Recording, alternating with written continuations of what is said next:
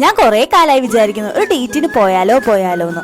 അപ്പൊ ഞാൻ ഓർത്തു ഇന്ന് തന്നെ അങ്ങ് പോകാന്ന്. പക്ഷെ ഒരു പ്രശ്നമുണ്ട്, ഇത് എന്റെ ഡേറ്റ് അല്ല, ഇത് ഇവരുടെ ഡേറ്റ് ആണ്. ഞാൻ വലിഞ്ഞേറി പോകുന്നതാ. ഇന്ന് ഇവരുടെ 25th വെഡിങ് ആനിവേഴ്സറിയാ. സത്യം പറയാലോ, എനിക്കറിയാവുന്ന വേറെ ഒരു കപ്പിൾസും അവരുടെ പാർട്ട്നേഴ്സിനെ എന്റെ പപ്പ മമ്മീനെ കെയർ ചെയ്യുന്ന പോലെ ഓപ്പൺലി കെയർ ചെയ്യുന്നത് ഞാൻ ഇതുവരെ കണ്ടിട്ടില്ല.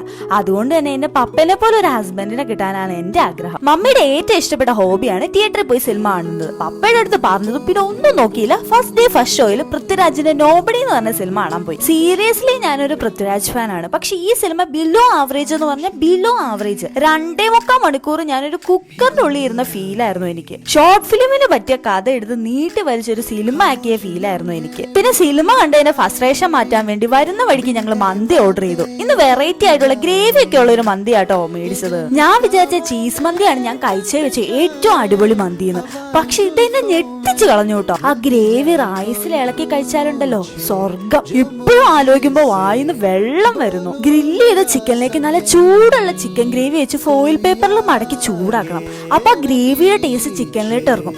എന്ത് ടേസ്റ്റ് ആണെന്നറിയോ അങ്ങനെ കഴിക്കുമ്പോഴത്തേക്കും. എന്റെ പൊന്നോ, ഇനി എന്തായാലും ഞാൻ ഒന്നോടെ ഇത് എന്തായാലും ട്രൈ ചെയ്യും. ഇങ്ങനത്തെ വീഡിയോസ് ഇഷ്ടമാണെങ്കിൽ എന്തായാലും സബ്സ്ക്രൈബും ചെയ്യണേ.